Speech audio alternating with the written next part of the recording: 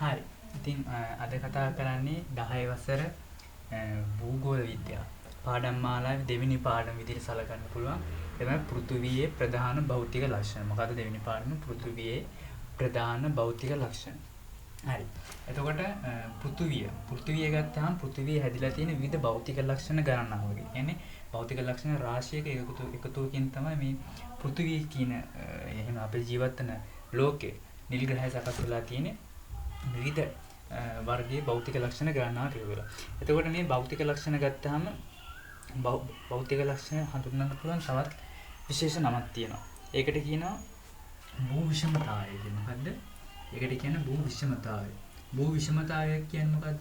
භූ විෂමතාවය කියලා අපිට සරලවම හඳුන්වන්න පුළුවන් කියන්නේ භූ විෂමතාවය කියලා හඳුන්වන්නේ මිනිසුන් විසින් පෘථිවි පද්ධතිය තුළ, ඒ කියන්නේ පෘථිවි භූමි තලය තුළ සිදු කරන ලබන වෙනස්කම් සමුදායයට තමයි මේ භූ විෂමතාවය කියලා කියන්නේ. භූ විෂමතාවය කියන්නේ මොකද්ද? භූ විෂමතාවය කියලා කියන්නේ මිනිසුන්ගේ ක්‍රියාකාරීත්වය. මෙතනදී මිනිසුන්ගේ ක්‍රියාකාරීත්වය අනිවාර්යෙන් බලපාන භූ විෂමතාවය නෙමෙයි. ඒ කියන්නේ භූමියේ එක් තැනකින් තව තැනකට වෙනස් වෙන. එහෙම නැත්නම් එක තැනක වගාප ඒ කියන්නේ කෘෂිකාර්මික භූමි පරිභෝගයට තියෙන තවත් තැනකටදී නාගරික භූමි පරිභෝගයට. ඒ වගේ එක් තැනකින් තවත් තැනකට භූමිය වෙනස් වෙන්න මේ භූ විෂමතාවය කියන්නේ වෙනස් වෙන්න මිනිසුන්ගේ ක්‍රියාකාරකම් අතිශයින් බලයි. කියන්නේ භූ විෂමතාවය කියලා හඳුන්වන්නේ මිනිසුන්ගේ ක්‍රියාකාරීත්වය මත මිනිසුන්ගේ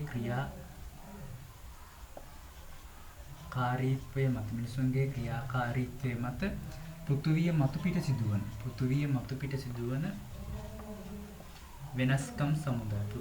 පිට සිදුවන වෙනස්කම් සමුදාය මොකක් කියලා හඳුන්වන්නේ භූ විෂමතාවය විදිහට හඳුන්වා දෙන්න පුළුවන්. එතකොට මේ භූ විෂමතාවය ගත්තාම පෘථිවි තලය ගත්තාම පෘථිවි තලයේ විවිධාකාරයේ භූ මිශ්‍රතාන් තියෙනවා. පෘථිවි තලයේ විවිධාකාරයේ භූ මිශ්‍රතාන් හඳුනා ගන්න පුළුවන්. අපි ජීවත් වෙන මේ සම්පූර්ණ පෘථිවි තලයෙන් ගොඩබිමට ඈත් වෙන ප්‍රමාණය තියෙන 129ක තරම් කුඩා ප්‍රමාණයක්. ගොඩබිමට ඈත් වෙන අපි ජීවත් වෙන මේ සමස්ත පෘථිවි තලයෙන් ගොඩබිමට ඈත් වෙන්නේ 129ක් තරම් ඉතා කුඩා ප්‍රමාණයක්. ඊටු 171ම ඈත් වෙන මොනවාද? ඊටු 171ම ඈත් වෙන ජලය. ඒ කියන්නේ සාගර ජලය පවතින්නේ 171 ප්‍රමාණයක්, ගොඩබිම පවතින්නේ 129ක් තරම් ඉතා කුඩා ප්‍රමාණයක්. ඒ කුඩා ප්‍රමාණය තුළ තමයි මේ විවිධාකාරී කියන්නේ එකිනෙකට වෙනස් ආකාරයේ භූ විෂමතා රාශියක් එක ළඟ පිහිටලා තියෙන්නේ. මේ තියෙන 129 තරම් ඉතා කුඩා භූමි පරිභෝගයට ඇතුළේ තමයි භූ විෂමතාවය තියෙන්නේ. භූ විෂමතාවය කියලා ගත්තාම භූ විෂමතාවයේ පෘථිවි පද්ධතිය. කියන්නේ මේ පාඩම තුළදී භූ විෂමතාවය හඳුනා ගන්න පුළුවන් ආකාර කිහිපයකට අධ්‍යයනය කරනවා. එකක් තමයි මහද්වීප යටතේ අධ්‍යයනය කරනවා. ඊට පස්සේ සාගරවල ව්‍යාප්තිය, දූපත්වල ව්‍යාප්තිය, කඳු සානු, තනිතලා ගංගා ඔය වගේ ව්‍යාප්ති රාශියක් ඇත්තේ තමයි මේ පාඩම භූ විෂමතාවය කියන එක. එහෙම නැත්නම් පෘථිවියේ භූමියේ භෞතික ලක්ෂණ කියන එක අධ්‍යයනය කරන්නේ ඒ විදිහට පෙන්වා දෙන්න පුළුවන්. එතකොට ප්‍රධාන භෞතික ලක්ෂණ පෘථිවි තලයේ නිර්මාණය වෙලා තියෙන ප්‍රධාන භෞතික ලක්ෂණ විදිහට ගන්න පුළුවන් එකක් තමයි මොකද්ද? මහද්වීප කියන එක ගන්න පුළුවන් ප්‍රධාන භෞතික ලක්ෂණ විදිහට. මහද්වීපයක් කියන්නේ මොකද්ද? මහද්වීපය කියලා කියන්නේ ශිලාගෝලයේ මත පිහිටලා තියෙන අතිවිශාල භූමිස්කන්ධය. මේ මහද්වීප කියන එක එකිනෙකට කුඩා ප්‍රමාණයෙන් චලනය වීම සිද්ධ වෙනවා. මහද්වීපය කියලා හඳුන්වන්නේ ශිලාගෝලයේ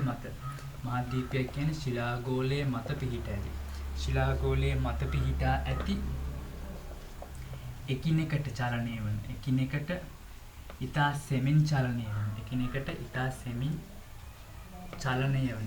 ඉතා සෙමින් චලනය වන අතිවිශාල ප්‍රමාණයේ භූ ස්කන්ධයන් වේ. මහද්වීපයක් කියලා සරලවම හැදින්නේ මොකද? මහද්වීපය කියලා සරලවම හැදින්නොත් කියන්න පුළුවන් එකක් තමයි ශිලාගෝලය. ශිලාගෝලය කියන්නේ අපි ජීවත් වෙන භූතලයේ ශිලාගෝලයේ මත පිහිටා තියෙන එකිනෙකට ඉතා සෙමින් චලනය. ශිලාගෝලයේ මත පිහිටා තිබෙන එකිනෙකට ඉතා සෙමින් චලනය වන අතිවිශාල. ඒ කියන්නේ මේ මහද්වීපය සාමාන්‍යයෙන් අතිවිශාල ප්‍රමාණයට තමයි සකස් වෙලා තියෙන්නේ. අතිවිශාල ප්‍රමාණයේ භූස්කන්ධයන් වලට තමයි මහද්වීප කියලා කියන්නේ. අපි දන්නේ එතකොට මහද්වීප ගත්තාම මහද්වීප ප්‍රධාන වශයෙන් කොටස් 7ක් යටතේ අධ්‍යයනය කරනවා. මහද්වීප ප්‍රධාන වශයෙන් පෘථිවි තලය මත. මහද්වීප කීයක් තියෙනවද? මහද්වීප 7ක් තියෙනවා පෘථිවි තලය මත. එතකොට මේ මහද්වීප පෙළ ගස්වන විශාලත්වය. දැන් විභාගයට අහන්නේ මහද්වීප පෙළ ගස්වන්න කිව්වොත් විශාලත්වය අනුව තමයි පෙළ ගස්වීම සිද්ධ වෙන්නේ. එතකොට විශාල මහද්වීප විදිහට අපිට සලකන්න පුළුවන් මහද්වීප මොකද? විශාල මහද්වීපයට සලකන්න පුළුවන් මහද්වීපය තමයි ආසියා මහද්වීපය. එකටම තියෙන මහද්වීපයද? ආසියා මහද්වීපය. ආසියා මහද්වීපයේ සාමාන්‍යයෙන් 29.5 ආසියා මහද්වීපයේ 29.5ක ප්‍රමාණය විශාලත්වයෙන් සමග. ආසියා මහද්වීපය ගත්තොත් ආසියා මහද්වීපයේ 29.5ක ප්‍රමාණය සමන්විත වෙනවා. ඊට පස්සේ සලකන්නේ දෙවෙනියට සලකන්නේ අප්‍රිකා මහද්වීපය. දෙවෙනියට සලකන්නේ අප්‍රිකා මහද්වීපය. අප්‍රිකා මහද්වීපය ගත්තාම අප්‍රිකා මහද්වීපයේ සාමාන්‍ය 20.4ක් තරම් විශාල භූමි ප්‍රදේශයක ව්‍යාප්තලා තියෙන මේ අප්‍රිකා මහද්වීපය කියන එක. ඊට පස්සේ ගත්තොත් උතුරු ඇමරිකා මහද්වීපය. තුන්වෙනියට තියෙන්නේ මොකද්ද? තුන්වෙනියට තියෙන්නේ උතුරු ඇමරිකා. උතුරු ඇමරිකා මහද්වීපය. උතුරු ඇමරිකා මහද්වීපය ගැන සලකද්දී උතුරු ඇමරිකා මහද්වීපය විශාලත්වය කියන්නේ භූමි ප්‍රමාණය අනුව ගත්තොත් 16.4ක්. 16.4ක භූමි ප්‍රමාණයක ව්‍යාප්ත වෙලා තියෙන උතුරු ඇමරිකා මහද්වීපය. ඊළඟට හතරවෙනියට සලකන්න මොන මහද්වීපය? හතරවෙනියට සලකන්නේ දකුණු ඇමරිකානු මහද්වීපය.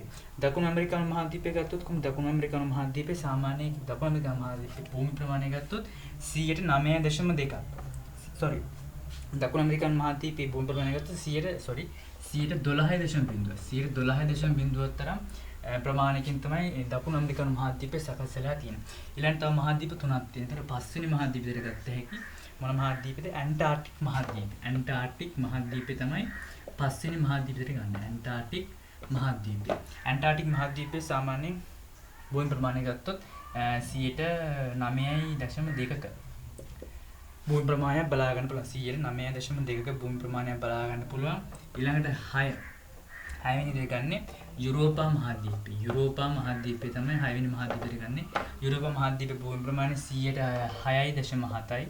අවසාන විදිහට අවසාන වශයෙන් තියෙන 7 වෙනි ස්ථානයේ පසු වෙන මොන මහද්වීපයද? ඕස්ට්‍රේලියා මහද්වීපය. ඕස්ට්‍රේලියා මහද්වීපය තමයි 7 වෙනි ස්ථානයේ පසු වෙන. ඒක 5.8ක භූමි ප්‍රමාණය.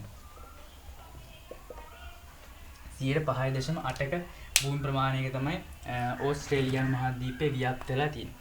මහද්වීප ගැන කතා කරද්දී පෘථිවියේ ප්‍රධාන භෞතික ලක්ෂණ අති විශාලම භෞතික ලක්ෂණ තමයි මහද්වීප. ඒතර මහද්වීප ගත්තාම මහද්වීප හැදිලා තින්නේ මහද්වීපය කියලා සරලව හඳුන්වන්නේ ශිලාගෝලයේ මත පිහිටා තිබෙන එකිනෙකට ඉතා සමීප වෙන ඉතා සෙමින් චලනය වෙන අති විශාල භූස්කන්ධ වලට කියනවා මහද්වීප කියලා. මහද්වීප විශාලත්වයෙන් ප්‍රධාන කොටස් 7කට බෙදෙන. ඒ තමයි ආසියා මහද්වීපය, අප්‍රිකා මහද්වීපය, උතුරු ඇමරිකා මහද්වීපය, දකුණු ඇමරිකා මහද්වීපය, ඇන්ටාර්ක්ටික් මහද්වීපය, යුරෝපා මහද්වීපය සහ ඕස්ට්‍රේලියානු මහද්වීපය. ඒ ආකාරයට තමයි මහද්වීපවල විශාලත්වයෙන් පෙළ ගැස්වුවාම මහද්වීප 7 සකස් වෙන්නේ. මහද්වීප වලට පස්සේ අපිට අධ්‍යයනය කරන්න පුළුවන් අනිත් දේ තමයි මහද්වීප වලට පස්සේ අධ්‍යයනය කරන්න පුළුවන් තවත් වැදගත් සාධකයක් තියෙනවා. ඒ තමයි මහද්වීප වලට පස්සේ කතා කරන්න පුළුවන් වැදගත් සාධකය තමයි මහද්වීප තටකය. මහද්වීප තටකය කියලා කියන්නේ මොකක්ද? මහද්වීප තටකය කියලා අපි හඳුන්වන්නේ මෙහෙම දෙයක්.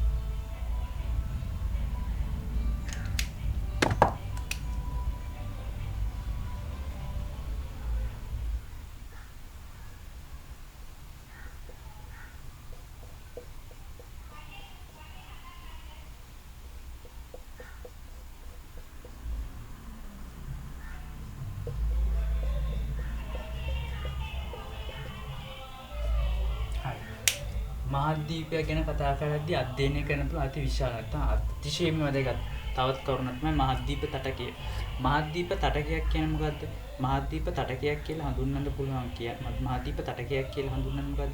මහද්වීප තටකයක් කියලා කියන්නේ රූපත් මායිමේ සිට කියන්නේ ගොඩබිමේ සිට මුහුද දෙසට පැතිරී ගිය නොගැඹුරු මුහුද තියෙන. ඒ කියන්නේ ගොඩබිම දැන් මෙන්න මේ ගොඩබිම් තලයේ දැන් මේ ගොඩබිම් තලයේ තියෙන්නේ මෙන්න මේ ගොඩබිම් තලයේ ඉඳන් මෙන්න මේ ගොඩබිම් තලයේ ඉඳන් මේ ගොඩබිමේ ඉඳන් මුහුද දෙසට, ඒ කියන්නේ මේ පැත්තට මුහුද දෙසට පැතිරී ගිය නොගැඹුරු මුහුද තියෙනවා.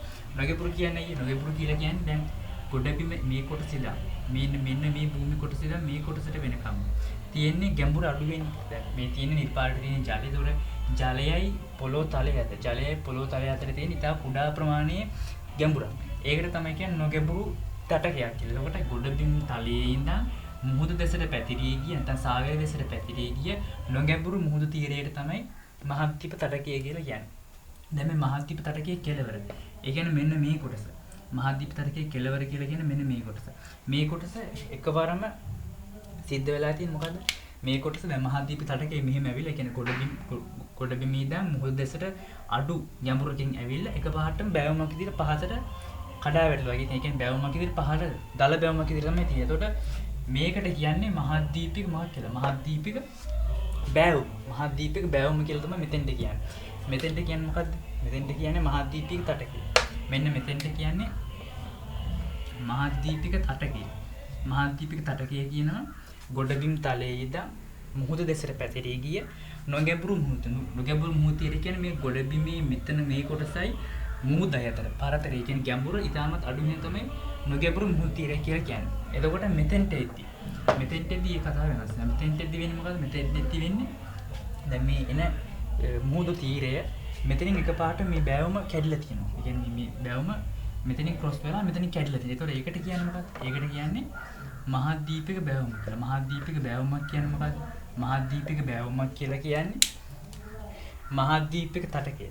අවසන් වෙන කෙළවර මහද්වීපික බැවුම විදිහට තමයි හඳුනන්නේ. මොකද්ද මහද්වීපික බැවුමක් කියන්නේ? මොකද මහද්වීපික බැවුමක් කියලා කියන්නේ මේ මහද්වීපික තටකය. මේ මහද්වීපික තටකයේ අවසානයේ වෙන කෙළවර. ඒ කියන්නේ අවසන් වෙන මේ කෙළවර මෙන්න මේ කෙළවර.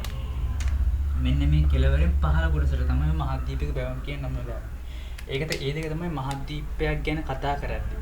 මහද්වීපයක් ගැන කතා කරද්දී මහද්වීපික තටකය සහ මහද්වීපික බැවුම අතිශයින් දෙකක් තියෙනවා. සාමාන්‍යයෙන් මහද්වීපික තටක තියෙන ප්‍රදේශවල නැව් නවත්තන්න ඒ වගේ දේවල් අතිශයින් වැදගත් වෙනවා. මහද්වීපික තටකයේ තියෙන ප්‍රදේශ අතිශයින් වැදගත් වෙනවා. ඇමරිකානු ප්‍රදේශවල ඊට පස්සේ ආර්ක්ටික් ප්‍රදේශවල මේ මහද්වීපික තටකය කියන එක හොඳටම හඳුනා ගන්න පුළුවන්.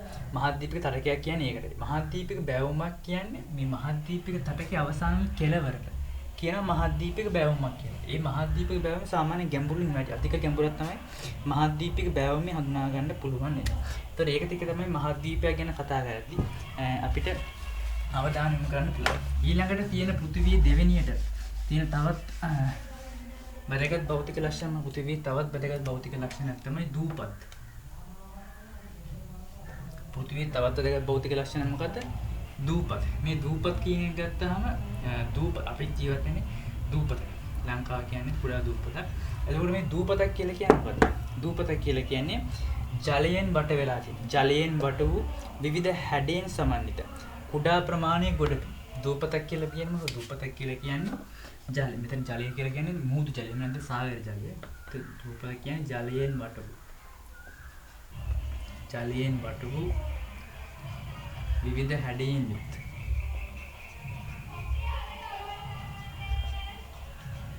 කුඩා ගොඩබිම් ප්‍රදේශය.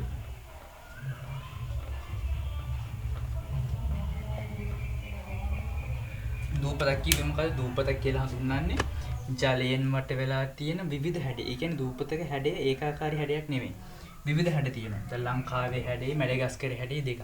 ඒ වගේ එහෙම එක එක විවිධ හැඩයට තමයි දූපත් සකස් වෙන්නේ. ජලයෙන් වට වෙලා තියෙන විවිධ හැඩයෙන් යුත් කුඩා ගොඩබිම් ප්‍රදේශයක තමයි දූපතක් කියන හඳුන්වන්නේ. මේ දූපත් ගත්තහම දූපත් පිහිටලා තියෙන්නේ මහද්වීප තුල. ඒ කියන්නේ මහද්වීපික මායිම් වල තමයි මේ දූපත් කියනවා පිහිටන්නේ. දැන් අපි ඈත් වෙන්නේ ආසියානු මහද්වීපේ. ලංකාව ඈත් වෙන්නේ ආසියානු මහද්වීපේට. ඒ විදිහට එක එක මහද්වීපවල ඈත් වෙන දූපත් කිහිපයක් තියෙනවා. ඒ වගේ දූපත් කිහිපයක් ගත්තොත් දැන් උදාහරණ විදිහට ගත්තොත් ආසියා මහද්වීපය ගත්තොත් ආසියා මහද්වීපය පිළිබඳව අවධානය යොමු කළොත් ආසියා මහද්වීපේ තියෙනවා ලංකාව. ඒකටම ගත්තොත් අපි ඉන්නරන්නේ ලංකාව. ලංකාව ගත්ත එක තව මොනවද තියෙන්නේ? ලංකාවට අමතරව තියෙනවා බෝර්නියෝ දූපත. බෝර්නියෝ. ලංකාවට අමතරව බෝර්නියෝ දූපත තියෙනවා. ඊට පස්සේ ජාවා, සුමාත්‍රා දූපත්. ජාවා සුමාත්‍රා දූපත්. ඔය වගේ දූපත් රාශියක් ආසියානු මහද්වීපේ තව තියෙනවා. ආසියානු මහද්වීපේ හඳුනා ගන්න පුළුවන්. ඊට පස්සේ ආයෙත් උදාහරණ විදිහට ගත්තොත් අප්‍රිකා මහද්වීපේ. අප්‍රිකා මහද්වීපේ තියෙන දූපත මොකද්ද? අප්‍රිකා මහද්වීපේ තියෙන දූපත තමයි මැඩගස්කර්. මොකද්ද මැඩගස්කර්? අප්‍රිකා මහද්වීපේ තියෙන තවත් දූපත තමයි මැඩගස්කර්. අප්‍රිකා මහද්වීපේ තියෙන දූපත තමයි මැඩගස්කර්. මැඩගස්කර් ඊට අමතරව ඕස්ට්‍රේලියානු මහද්වීප තටකේ. ඕස්ට්‍රේලියානු මහද්වීපේ තියෙන ඕස්ට්‍රේලියා මහද්වීපයේ තියෙන දූපත් ඕස්ට්‍රේලියා මහද්වීපයේ තියෙන එකක් තමයි මොකක්ද? අර පිටුවහල් කරන දූපත නම පැපුවා නිව් ගිනියා දූපත තමයි. තස්මේනියානු දූපත, තස්මේනියා දූපත. ඔය වගේ දූපත් තමයි මේ මහද්වීප තටකය තුළ මේ දූපත් පිහිටලා තියෙන විශේෂ මේකේ දූපත් වල තවත් විශේෂ කරුණ තමයි දූපත් පිහිටන්නේ මහද්වීපික බැවුම් වල මහද්වීප තටකය තමයි. ඒ කියන්නේ නුගැඹුරු මුහුදු තටකය තමයි මුහුදු තීරය තමයි මහද්වීප පිහිටන්නේ. මේ දූපත් පිහිටන්නේ. ඒ අනුව දූපතක් කියලා ගත්තොත් සරලව හඳුන්වනවා දූපතක් කියලා කියන්නේ ජලයෙන් මෙතන ජලයෙන් කියලා කියද්දි සාගර ජලය කියන එක අත්‍යවශ්‍ය වෙනවා. ජලයෙන් වටු විවිධ හැඩයෙන් යුත් කුඩා ගොඩබිම් ප්‍රදේශයකට කියන දූපතක් කියලා. එතකොට මේ දූපත් පිහිටන්නේ එක් මහද්වීප තටකය තුළ. ඒ වගේ මහද්වීප තටකවල පිහිටු දූපත් කීපයක් ගත්තොත් ආසියා මහද්වීප පිහිටන ලංකාව, බෝර්නියෝ, ජාවා, සුමාත්‍රා කියන දූපත්, අප්‍රිකා මහද්වීප තටකය තුළ පිහිටන මැඩගස්කර් දූපත, ඕස්ට්‍රේලියා මහද්වීප තටකයේ තියෙන පැපුවා නිව් ගිනියා දූපත් සහ තස්මේනියානු දූපත්. ඒ වගේ දූපත් හඳුනා ගන්න පුළුවන්. ඊට අමතරව දූපත් පිළිබඳ අවධානය යොමු කරද්දී තවත් විශේෂ කරුණක් දූපත් වල තියෙනවා. ඒ තමයි සමහර දූපත් තියෙනවා යමහල් ක්‍රියාකාරීත්වය. ඒ කියන්නේ යමහල් ක්‍රියාකාරීත්වය කියන්නේ මොකද? යමහල් ක්‍රියාකාරීත්වය කියලා හඳුන්වන්නේ යමහල් ක්‍රියාකාරීත්වය. යමහල් ක්‍රියාකාරීත්වය. යමහල් ක්‍රියාකාරීත්වය කියන්නේ මොකද? යමහල් ක්‍රියාකාරීත්වය කියලා හඳුන්වන්නේ පොළව අභ්‍යන්තරයේ පවතින ලාවා. එහෙම නැත්නම් පොළව අභ්‍යන්තරයේ පවතින මේ මැග්මා කුටීරවල පවතින මැග්මා එහෙම නැත්නම් ලාවා පොළව මතු පිරට පැමිණෙනවා. පොළොව මැදම මේ එහෙම තියෙනවා පොළොව තලය. පොළොව තලයේ මෙතනින් තියෙනවා මැග්මා කුටීරය. මේකේ තියෙන මැග්මා. මේකේ තියෙන මැග්මා. මේ තියෙන මැග්මා මෙහෙම එළියට එනවා, මතු පිරට එනවා. විදාරණය වෙනවා. විදාරණය වුණාම මේ ආශ්‍රයෙන් මෙහෙම කඳු කුඩා කඳු නිර්මාණය වෙනවා. මේ ආශ්‍රයෙන් කුඩා කඳු මේ විදිහට නිර්මාණ කුඩා කඳු. මේවා දිගින් දිගටම දැන් මේ යමහා විදාරණයේ යමන ක්‍රියාකාරීත්වයේ දිගින් දිගටම වෙද්දී මේ කඳු තාටිය කුසට වර්ධනය වෙනවා. මෙන්න මෙහෙම. මේ කඳු මෙහෙම උසට වර්ධනය වෙනවා. මෙතන අර කුහරේ තියෙන හැබැයි මේ කඳු උසට වර්ධනය. ඒ ක්‍රියාවලිය සාගර පත්ලේ වුණාම ඒ ක්‍රියාවලිය ගොඩබිමේ නැතුව සාගර පත්ලෙත් යමහා ක්‍රියාවකට සිද්ධ වෙනවා. ඒ ක්‍රියාවලියම සාගර පත්ලේ වුණාම ඒ ක්‍රියාවලියට තමයි කියන්නේ යමහා ක්‍රියාකාරීත්වය නිර්මාණ දූපත් කියලා. යමහා ක්‍රියාකාරීත්වයෙන් නිර්මාණය වන දූපත් වල උදාහරණය මොකද? යමහා ක්‍රියාකාරීත්වයෙන් නිර්මාණය වන එක දූපතක උදාහරණයක් තමයි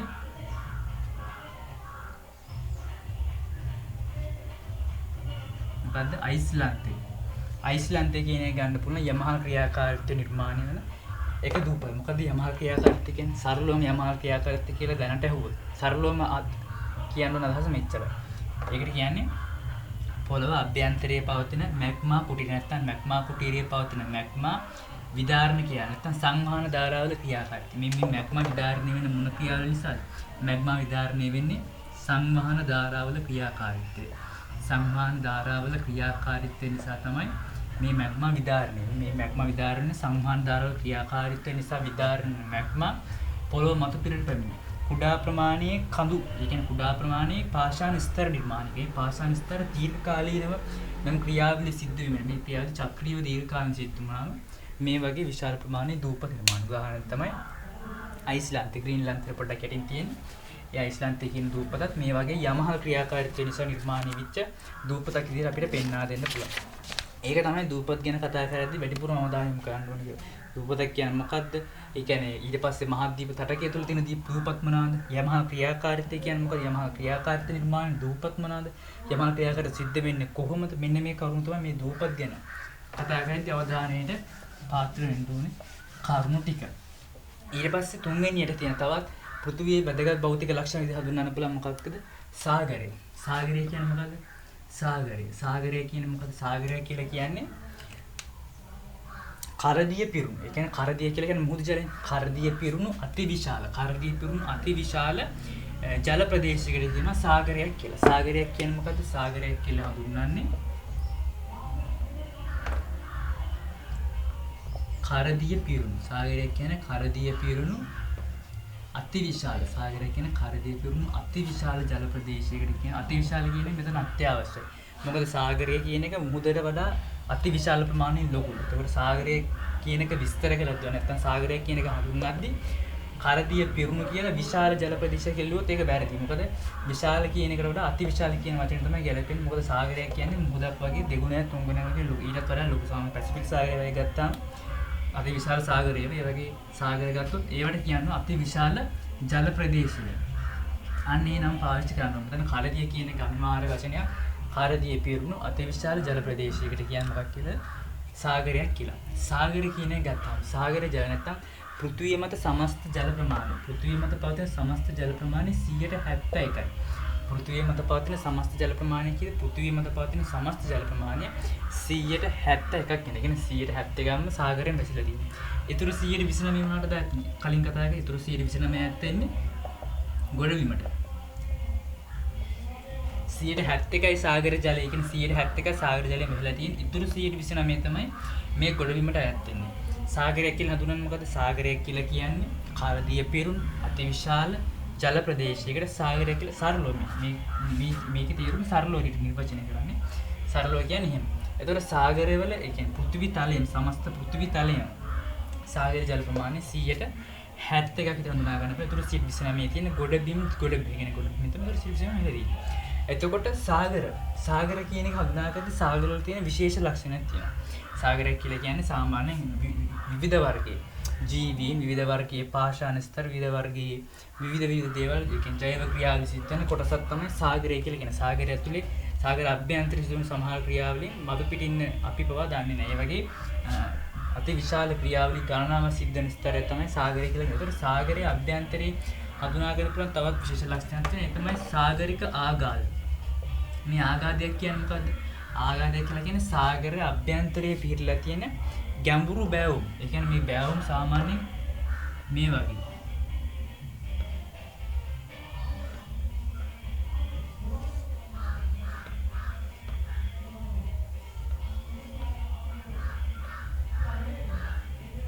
ඔන්න ඒ වගේ තමයි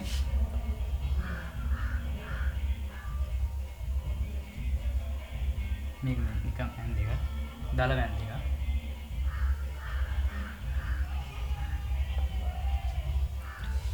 ආඝාතයක් කියලා හඳුන්වන්නේ මොකක්ද? ආඝාතයක් කියලා හඳුන්වන්නේ සාගරයේ අභ්‍යන්තරයේ පිහිටා තියෙන අති විශාල, ඒ කියන්නේ අති ගැඹුරු මහා ප්‍රමාණය. ඒ කියන්නේ සෑහෙන ගැඹුරු මේ ආඝාතය කියලා. ඒ වගේ බෑවුම් වලට කියනවා ආඝාතයක් කියලා. එතකොට මේ ආඝාත විවිධ වර්ගයේ ආඝාත තියෙනවා. සාමාන්‍යයෙන් අහලත් ඇති මරියානා ආඝාතය, මින්දානාව ආඝාතය, ඒ වගේ විවිධ වර්ගයේ ආඝාත හඳුනා ගන්න පුළුවන්. සස්පෙලට භූගෝල විද්‍යාව විෂයාධාරයේදී මේ වගේ ආඝාත ලෝක සිතියම ලකුණු කරගෙන පවා තියෙනවා. ඒතකොට මේ ආඝාත ගත්තාම ආඝාතවල පවතින ගැඹුර ගත්තොත් මම එක ආඝාතයක් ගන්න. ඒ ආඝාත දෙකක් ගන්න. එකක් තමයි මරියානා ආඝාතය. මරියානා ආඝාතය ගත්තොත් මරියානා ආඝාතයේ ගැඹුර මීටර් 11035ක් වෙනවා. මරියානා ආඝාතයේ ගැඹුර මීටර් 11035ක් වෙනවා මරියානා ආඝාතයේ ගැඹුර. ඊට පස්සේ තව ආඝාතයක් ගත්තොත් මින්දානාව ආඝාතය. මින්දානාව ආඝාතයේ ගැඹුර ගත්තොත් 10497යි මීටර්. මින්දානාව ආඝාතයේ ගැඹුර කීයද? මීටර් 10497ක් පමණ ප්‍රමාණයක් යනවා. එතකොට මේක රූප සටහනකින් යනද? මම මේක රූප සටහනකින් යනද පෙන්නන්න.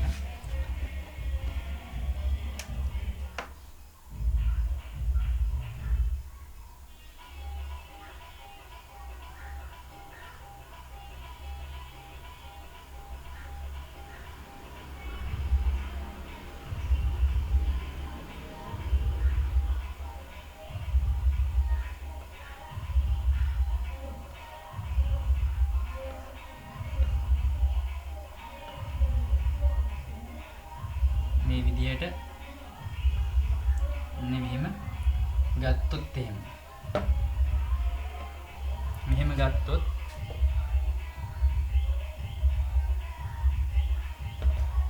හරි. එතකොට මේකේ මෙහෙම මේ විදිහට ගත්තොත් මෙතන ගත්තොත් මේ කියන්නේ මොකක්ද? මේ තියෙන්නේ ගොඩබිම. මේ තියෙන්නේ ගොඩබිම් ප්‍රදේශය. ගොඩබිම. එතකොට මෙතන ඉඳන් මේ හරියට වෙනකම් තියෙන මොකක්ද? මෙතන ඉඳන් මේ හරියට වෙනකම් තියෙන්නේ මොකක්ද? මෙතන මේ හරියට වෙනකම් තියෙන්නේ මහද්වීපික තටකය. ඒ නොගැඹුරු මුහුදු තියෙන මහද්වීප තටකය. ඊට පස්සේ ඕන එකපාරටම මහද්වීප තටකයෙන් පස්සේ මොකද හම්බෙන්නේ? මහද්වීප තටකයෙන් පස්සේ මෙතන හම්බෙන්නේ මොකද්ද? ඔව් මහද්වීපෙක මෙතන තියෙන්නේ මහද්වීප තටකය. මහද්වීප තටකයෙන් පස්සේ එකපාරටම මේ විදියට ඇතුළට මෙව වෙන. ඒ කියන්නේ පොළොව ඇතුළට කිඳා බැසීම සිද්ධ වෙනවා. ඒකට කියන්නේ මොකක්ද? මහද්වීපික බැවුම. එතකොට මේ මහද්වීපික බැවුමෙන් පස්සේ මෙතන අනිවාර්යයෙන් නිර්මාණය වෙනවා දූපතක්. අනිවාර්යෙන් නිර්මාණය වෙන්නේ දූපතක්. මේකට කියන්නේ මොකක්ද? මේකට කියන්නේ මහද්වීපික බෑවුම. මේකට කියන්නේ මහද්වීපික දූපත්. එතකොට මේ තියෙන්නේ මහද්වීපික දූපත්. මෙතනින් කෙලිම නිර්මාණය වෙනවා ආගාදය. ආගාදය මම හරියානා ආගාදේ බින්දානා වගේ ඒ වගේ විවිධ ආගාද ඉතින් හඳුනා ගන්න ඒ වගේ තියෙන තමයි සකසලෙන් සාගරයක් ගත්තාම ඉතින් සාගරය ඒ වගේ විවිධ ආකාර දේවල් පවතින. එතකොට සාගරය තුල පවතින පෘථිවිය තුල පවතින පෘථිවි තලයේ මත පවතින සාගර වර්ග කිහිපයක් තියෙනවා. පෘථිවි තලයේ මත පවතින සාගර පහක් තියෙනවා. එතකොට මේ සාගර පහ විශාලත්වන පෙළ ගස්සන් එක්සෑම් එකට අහුවොත් පෙළ ගස්සන්න කියලා අහන්නේ මම සාගර ගැන විස්තර කරන්න මාරයවොත් සාගර පහ ගැන අවබෝධයක් තියෙනවා. ඒ කියන්නේ සාගරවල පිහිටීම සිටියම් ලකුණු කිරීම අත්‍යවශ්‍ය වුණත් ඊට අමතරව මේ සාගරවල විශාලත්වයේ සාගර කොහොමද පිහිටලා තියෙන්නේ? ඒ වගේ දේවල් ඔළුවේ තියෙන්න ඕන.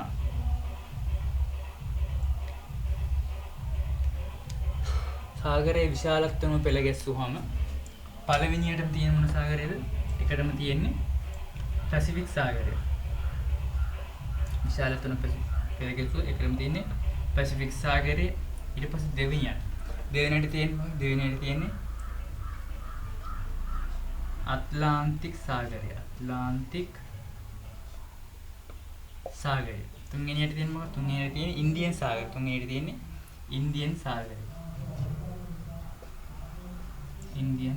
තුන්වෙනියට තියෙන ඉන්දියන් සාගරය.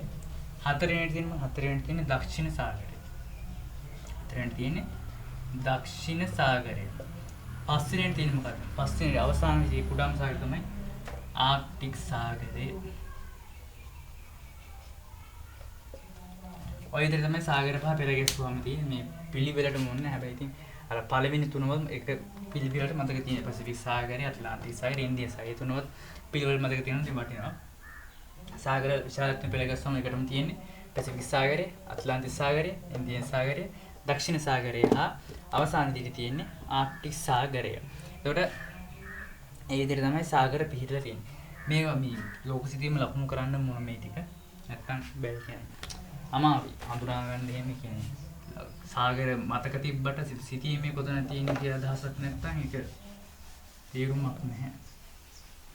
ඊට පස්සේ කතා කරන්නේ මුහුදු ගැන.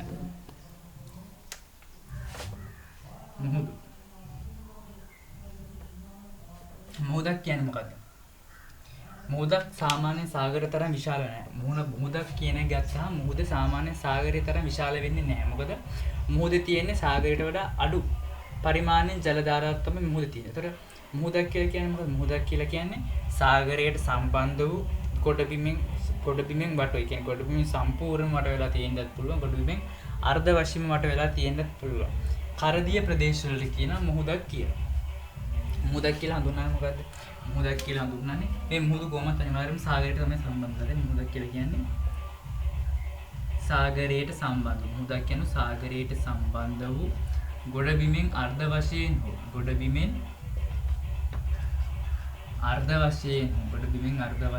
හෝ පරිපූර්ණ වශයෙන් වට වූ කරදිය ප්‍රදේශ. කාර්දීය ප්‍රදේශවල කියන මොකක්ද කියලා මුහුදක් කියලා. මුහුදක් කියලා කියන්නේ මොකද?